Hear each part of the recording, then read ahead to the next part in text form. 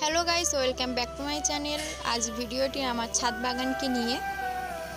কদিন আগে আমার ড্রাগন গাছে একটি ড্রাগন ফল পেকে গিয়েছিল। সেই ড্রাগন ফলটা পাড়ার সময় আমি একটি ভিডিও করেছিলাম। কদিন হোস্টেল না যেতে যেতে ড্রাগন গাছে ফল এসেছিল, চারটে ফলের মধ্যে আর এদিকে দুটো ফল বেড়ে উঠেছে আর আগের দুটো ফল মারা গিয়েছে।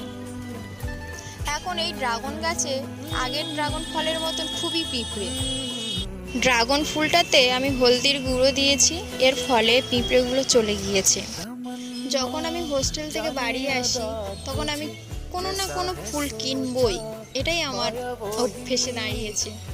তেমনই আজও আমি কিছুটা ফুল কিনেছি, 6টা ফুল কিনেছি। এদিকে আমাদের গোলাপ রানী, লাল গোলাপ, আর ওদিকে সাদা জবা ছিল, আবার রজনীগন্ধা, রেন লিলি, আরেকটা জবা ফুলের